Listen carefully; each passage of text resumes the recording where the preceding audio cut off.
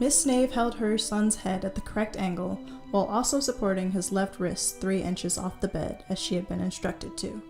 Dr. Lieber finished attaching the body-scanning diodes to her young son's head, then extracted the vial from his jacket once more. He smiled reassuringly at her. "We are about to witness a miracle." She couldn't speak, only nod in eager hopefulness. And without further ado, Dr. Lieber opened the little boy's mouth and poured the pink liquid inside. Miss Snave looked at him in alarm when he clamped his hands over her son's mouth, but he was quick to assuage her. "It absorbs in the body. It was apparently designed with the patient rendered unable to swallow in mind." Miss Snave nodded, far too nervous to breathe. All they could do now was wait. Wait and watch. But they weren't the only ones observing this special operation. Several miles away in a skyrise office overlooking a majority of the city, a man and a woman, business partners and co-owners as well as board directors of Visions Live Hospital, watched a live feed from the security camera in that hospital room. Every room was wired this way for medical safety reasons, but this potion from Earth's Amazonian champion had them particularly on edge. The two couldn't be more opposite. She, thin as a rail, almost haggard looking, shaven completely bald, her brown head gleaming in bright office lights. He, wide and thick as a small building, with a long white braid hanging down near his feet. Their only visible shared similarity were their suits. She wore a neatly fitted deep purple pantsuit, flawlessly tailored, and his was a cloudy gray. They sat in silence, watching, waiting. And then the boy opened his eyes. The man gasped. The woman waited, studying Dr. Lieber's diagnostic once over, then frowning as the boy proceeded to actually get out of bed. The three of them jumped for joy in a deep embrace. Miss Snave wept the purest tears. The woman cut the feed. "This is bad. Very bad." The man agreed. "If this gets out, if the world, heck, if the city finds out about this, we're done for. Her embassy will become a hospital. We'll be ruined. Every single one of us." The woman squared her shoulders coolly. "We've got to take her down." "Take her down?" The man scoffed. "She's Wonder Woman." "I didn't say kill her, you fool. We just have to drive her out of business." "How?" "What if there was a side effect? One she knew didn't exist, but that the public didn't. And what if this side effect resulted in the delayed death of the patient?" The man steepled his fingers, sausage lips splitting in understanding. Oh, indeed." The woman tossed him the keys to their vehicle. "You're driving. Let's get to work."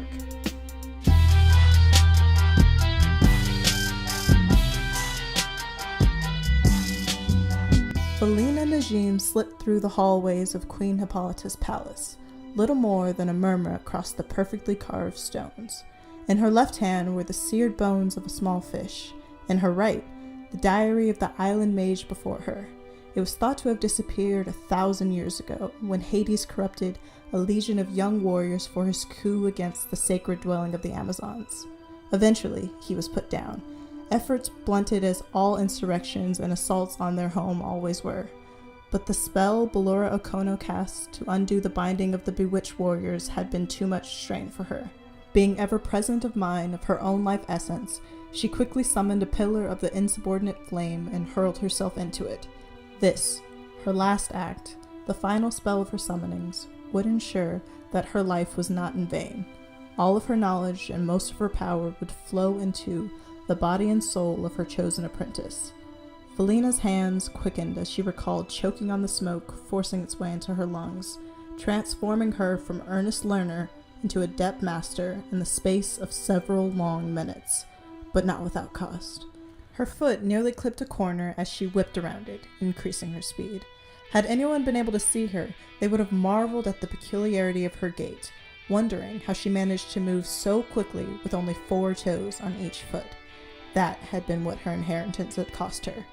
That, and the jagged scar seared across her belly, marking her internal pillaging with an external mar. She would never have children. neither by man nor by magic. Such was the price of her gift. If you are not willing to pay whatever price you encounter, then you are not prepared for a life of magic. Her former master's recurring phrase arose in her mind unbidden as she, at last, travailed the final set of downward steps and emerged in her sanctuary. Ignoring all of the supernatural material strewn about, she made a beeline for a blue oval at the opposite end of the room, whose dimensions were precisely that of the face of the queen herself. Valina set the diary down gingerly.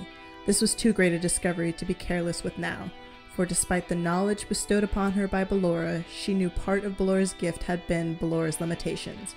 A final lesson. A taunt. A dare. Testing to see whether Valina would do what was necessary to overcome them, to know what was not known, to expose herself to what could never be remembered, to force Valina to pay the price, or give up the mystical arts entirely. Valina smiled grimly to herself. 300 years of search and toil would soon begin to pay itself off, but first, she had other business to attend to. Gazing unblinkingly into the blue oval, she unfurled her fingers containing the fish bones. Drawing her right hand to her left, she called forth a low blue fire, ignoring the crisping of her own flesh as the bones warmed in her hand. As the bones began to melt, she started her chant. Gaiza, Dumu, Romaiku! Gaiza, Dumu, Romaiku! Gaiza, Dumu, Romaiku! Gai Shatama Chlorjazine! The bones melted completely into her hands, and there was a flash of light as the entire room went dark. The blue oval gleamed as soft music began to leak out of it, before spinning into the face of Diana Prince. Thanks to the spell, none of Diana's magical protections would alert her to the fact that she was being spied on. Valina peered eagerly into the past, eyes searching for someone. Ah, there he was, a little boy, Micah. Valina frowned. The mascara relied entirely upon secrecy, no attachment to the world of men. But by sharing the sacred harmonics of unbound light with this child, she had bound his soul to the heartbeat of the island. He would not live forever, but he would live long, and wise. The colors swirled as Valina looked even deeper. She gasped. She knew Diana's commitment to those people ran deep, even leaning into their praising of her as the so-called Wonder Woman. But she had no idea the princess would dare share Themysciran medicinal herbs and potions with them. How dare she? What a profound violation of trust. Was being banished from the island not enough punishment for her? Valina stepped back, unconsciously summoning the lightning of Olympus into her fingertips. If Diana's mother could not get through to her, then she would. A spell crept to the edge of her tongue before she caught herself.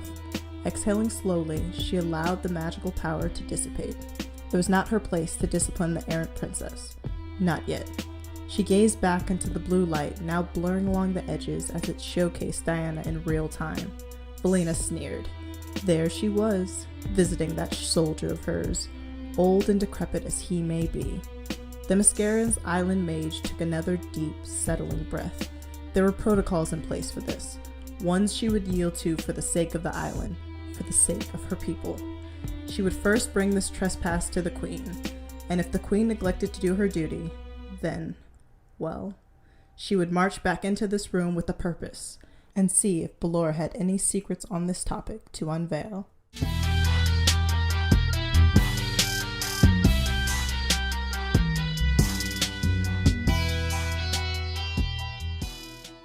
You seem a little sad. Not sad, Steve. Wary. Stars twinkled in through the open window across the room, carrying the breeze of pine trees inside to scrub out the stifling odor of medical sterilization. Vision's little hospital had been quiet as a tomb when she'd arrived. Only the soothing sound of slumber had greeted her soundless footsteps through the halls. What's the matter? Diana's eyes softened toward him a moment, before reclaiming their hardened, pensive stare. I felt something the other day. Something odd. Almost like magic, but it passed away so quickly I don't think that it was. I haven't been able to shake the feeling of it. Something is awry. Are you in danger? No. But on Themyscira we would call this an omen. My mother counseled me about omens ever since I was a little girl. They are like prophecies, she used to say. When you receive it, taste it, see if it fits your life, and if it doesn't, feel free to shelve it for later. Maybe it is for another time, maybe it is simply false, but never, ever feel compelled to take it as truth. Do not let yourself be bullied by spirituality and mysticism, Diana. Steve chuckled to himself. He was feeling good tonight, much better than usual. Skipping the sleep medication had been an excellent choice, even though his nurse would have a fit about it come morning. Steve's tender fingers squeezed Diana's supple ones. He could picture Queen Hippolyta's face as she uttered such decisive words, unyielding in her many convictions. His mind's light might be dimming, and his eyesight devolving into the hazy imaging of first-generation computer graphics, but the Queen of Themyscira wasn't exactly someone anybody would deem forgettable. His back still tightened with nervous energy just thinking about her. He cocked his head. So then, Angel, what does this omen of yours taste like? Diana's eyes drifted down from the ceiling, burning into his with the quiet ferocity of a panther awakened by a snapping twig. It tastes like the ashes of burnt scrolls, mold in the wine of my mother's cup, like swallowing a shadow meant only for me. Diana took a breath, still speaking lowly. It tastes like inevitability, Steve, like death. It tastes like someone is going to die. The old war hero had no words, no comfort, not even any clear thoughts about this. He knew he was well past the physical ability to be of any use. His days of spy work alongside the super-heroics of Themyscira's illustrious princess were far behind him. This was his role now, the keeper of thoughts, emotions, musings, vulnerabilities. He was the angel's keeper. Exerting more strength than usual, he gently released her hand, bringing his fingers to cup her cheeks. His chest trembled. Her skin was still so smooth, so strong, still vibrating with the power of life. Rather than protest or insist he take it easy on himself, the princess instead closed her eyes, sank her cheek into his palm, a small sigh wisping off the tips of her lips, and the dawning glow of a smile tugging at the corners of her mouth. Steve's heart bloomed, overrun with joy at the simplicity of the moment. This is what he was here for. This is who he was, the angel's keeper.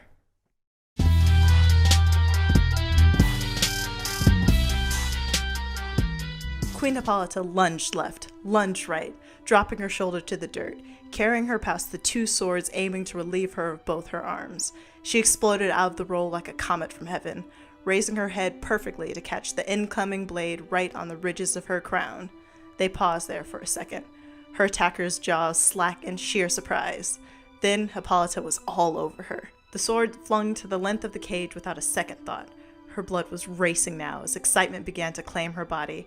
She pounced off the woman, right into the fray of 4 other incoming warriors. Catching her nearest assailant off guard with a swift elbow to the jaw, she twirled, catching one blade on her bracelet, guiding it to the strike, aiming for her neck, then clapping a discarded shield across that same woman's head.